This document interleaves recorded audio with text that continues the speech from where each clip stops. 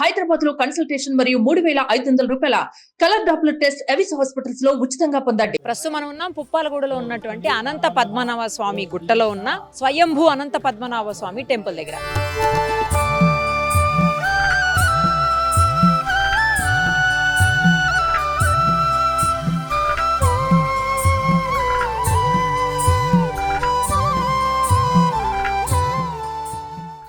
ఇక్కడ ఈరోజు స్పెషల్ ఏంటంటే అనంత చతుర్థి. మనందరికీ తెలుసు ఈరోజు గణేష్ నిమజ్జనం ఉంది, అలాగే అనంత చతుర్థి కూడా ఉంది. సో అనంత చతుర్థి రోజు అనంత పద్మనాభ స్వామికి రకరకాలైనటువంటి సేవలు జరుగుతూ ఉంటాయి. చాలా స్పెషల్స్ ఉన్నాయి. ఇక్కడ ఈ స్వామికి 6,000 ఏళ్ల చరిత్ర ఉంది. సో మొత్తం డీటెయిల్డ్గా అన్నీ తెలుసుకుందాం. ఇక్కడ ఏంటంటే శుక్రవారం నాడు నిజరూప దర్శనం కూడా అవుతుంది స్వామివారిది. ఇప్పుడైతే కవచంతో ఉంటుంది, కానీ ఫ్రైడే మటుకు ఖచ్చితంగా నిజరూప దర్శనం, అంటే స్వామి ఎలా స్వయంభూగా ఎలా వెలిశారో సేమ్ అలాగే మనం దర్శనం చేసుకునే అవకాశం దొరుకుతుంది. అన్ని వివరాలు కూడా తెలుసుకుందాం రండి.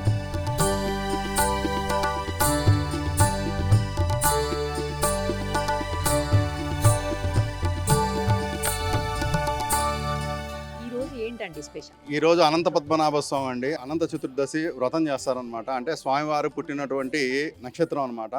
ఆ నక్షత్రం రోజు స్వామివారికి ఆ వ్రతం అనేది ఉంటుందన్నమాట. ఆ వ్రతం చేసుకుంటారనమాట. ఈ క్షేత్రం వచ్చేవాడికి అనంత పద్మనాభ స్వామికి చాలా విశిష్టమైనటువంటి క్షేత్రం. విష్ణుమూర్తి అవతారాల్లోనే దశావతారాలు మనకి కొండల రూపంలో ఉన్నటువంటి క్షేత్రం అనమాట. అందులో మొట్టమొదటిది మత్స్యావతారం అనమాట.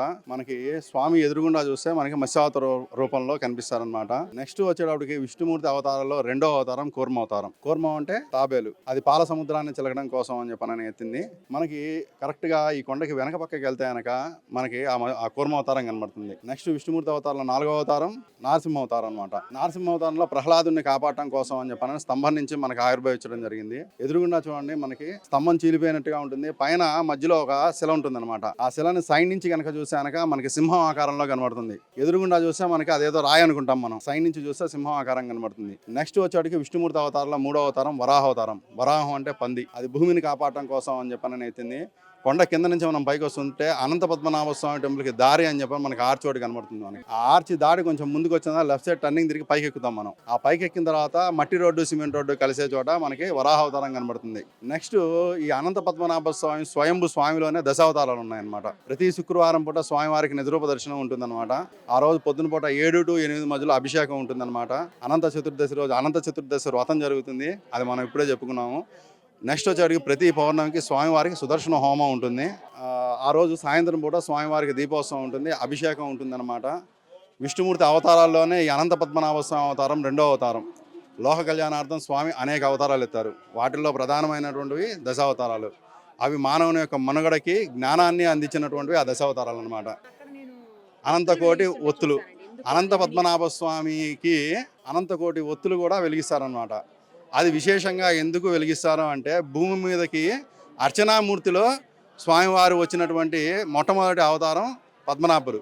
అది రాముడు వంశం నుంచి మనకి రావడం జరిగిందనమాట. అది అంటే వాళ్ళు తపస్సు చేసినప్పుడు వాళ్ళకి కులదైవం కింద భూమి మీద ఎలా అర్చన చేయాలి ఏమిటి అని చెప్పని అన్నప్పుడు మొట్టమొదటి అర్చనామూర్తి మనకి పద్మనాభ స్వామి. భీషణుడు కూడా రామ పట్టాభిషేకం అప్పుడు వచ్చినప్పుడు ఆ రాముడుని వదిలిపెట్టి వెళ్ళలేక అక్కడే ఉంటాను అన్నప్పుడు, నువ్వు అలా కాదు, నువ్వు వెళ్ళి నీ రాజ్యాన్ని నువ్వు ఏలుకోవాలి అని చెప్పనని ఆయన చెప్పి, నేను లేకపోయినా నా వంశం నుంచి వచ్చినటువంటి ఆ పద్మనాభుడిని నేను నీకు ఇస్తున్నాను అని చెప్పనని ఇస్తే కనుక దాన్ని తీసుకుని వెళ్తాడు అనమాట. బాధతో తీసుకుని వెళ్తాడు. ఆ వెళ్ళినప్పటికి కూడా మధ్యలో బోయవాడ కింద ఒక స్వామి వచ్చి దాన్ని వెళ్ళనివ్వకుండా మధ్యలో సముద్రం మధ్యలో వదిలేస్తారు అనమాట.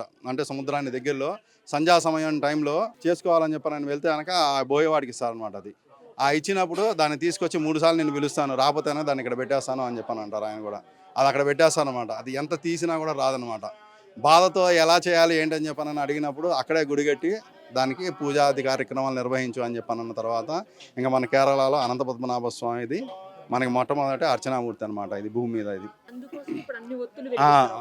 ఒకేసారి. అంటే అనంత కోటి ఒత్తులు అంటే మన ఇష్టమే కాదు, ఎన్ని పెడతాము ఏంటంటే కోటి ఒత్తుల కంటే ఎక్కువ ఉండొచ్చు, తక్కువ ఉండొచ్చు, అంతకంటే ఇంకా ఇదిగా ఉండొచ్చు.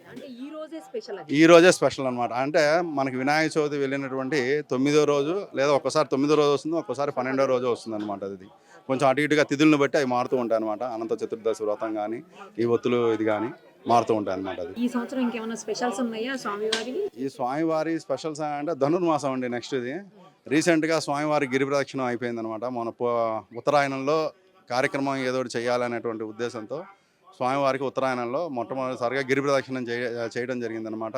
ప్రజెంట్ దేవాలయం నిర్మాణ దశలో ఉందన్నమాట. రేపు మార్చి ఫిబ్రవరి కల్లా దేవాలయం మండపము, ధ్వజస్తంభము ఇవన్నీ పూర్తయి భక్తులకి అందుబాటులోకి స్వామివారు వస్తారు. అది స్వయంభూ స్వామి అండి. దీని ఎన్ని సంవత్సరాలు నాటిదండి? అంటే సుమారు వచ్చేటప్పటికి ఆర్కియాలజీ డిపార్ట్మెంట్ వాళ్ళ మటుకు చెప్పడం మటుకు 6000 సంవత్సరాల పూర్వం కిందే ఇక్కడ మానవుని నిర్మితం ఉన్నది అనేటువంటి దాన్ని వాళ్ళు చెప్పడం అనేది జరిగింది. ప్లస్ మనకి కింద నుంచి పైకి వచ్చే దారి కనుక చూస్తే కనుక సర్ప ఆకారంలో ఉంటుందండి. మనకి మెలికలుగా ఉంటుంది. మనం ఏరియల్ వ్యూలో చూస్తే కనుక ఆదిశేషుని యొక్క పడగ ఎట్లా ఉంటుందో ఈ కొండ ప్రాంతం అంతా మనకు అలా కనబడుతుందండి. మనకి ఈ దేవాలయం కూడా బ్రిటిషర్స్ ముస్లిమ్స్ హయాంలో ధ్వంసం చేయడం జరిగింది. అందుకు నిదర్శనం ఏంటయ్యా అని చెప్పనని మీరంటే కనుక అటు పక్కన చూస్తే కనుక ఆల్వారులు అని చెప్పని ఉంటారు. ప్రతి ఒక్క వైష్ణవ క్షేత్రంలో ఉంటారనమాట. ఆ యొక్క ఆల్వారుల యొక్క విగ్రహాలని దేవాలయాన్ని పూర్తిగా ధ్వంసం చేయడం జరిగింది. ఆ యొక్క విగ్రహాలు కూడా మనకు అక్కడ కనబడతాయి అన్నమాట. ప్రస్తుతం ఉన్న కమిటీ వారు వాటిని సంరక్షించి వచ్చిన భక్తులకి తెలియపరుస్తున్నారు. ఈ క్షేత్ర విశేషాన్ని కూడా వాళ్ళు నలుగురికి అందజేస్తున్నారు అనమాట. కొత్త టెంపుల్లో ఆల్రెడీ అనంత పద్మనాభ స్వామి విగ్రహాన్ని 9 అడుగుల విగ్రహాన్ని ప్రతిష్ఠించడం జరిగిందండి. కాకపోతే అది ప్రతిష్ఠ అయింది కానీ ప్రాణ ప్రతిష్ఠ కాలేదు. ఇక్కడ ఉన్నటువంటి స్వామిని ఇక్కడే ఉంచుతాం అనమాట. అది ప్రస్తుతం మనం ఉన్నాం పుప్పాలగూడలో ఉన్నటువంటి అనంత పద్మనాభ స్వామి గుట్టలో ఉన్న స్వయంభూ అనంత పద్మనాభ స్వామి టెంపుల్ దగ్గర.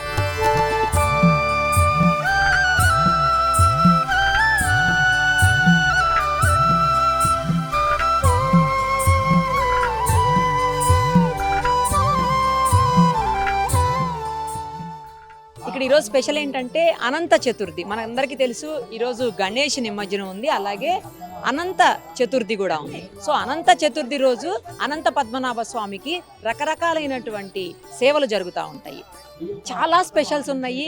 ఇక్కడ ఈ స్వామికి 6000 ఏళ్ల చరిత్ర ఉంది. సో మొత్తం డీటెయిల్డ్గా అన్నీ తెలుసుకుందాం. ఇక్కడ ఏంటంటే శుక్రవారం నాడు నిజరూప దర్శనం కూడా అవుతుంది స్వామివారిది. ఇప్పుడైతే కవచంతో ఉంటుంది, కానీ ఫ్రైడే మటుకు ఖచ్చితంగా నిజరూప దర్శనం, అంటే స్వామి ఎలా స్వయంభూగా ఎలా వెలిశారో సేమ్ అలాగే మనం దర్శనం చేసుకునే అవకాశం దొరుకుతుంది. అన్ని వివరాలు కూడా తెలుసుకుందాం రండి.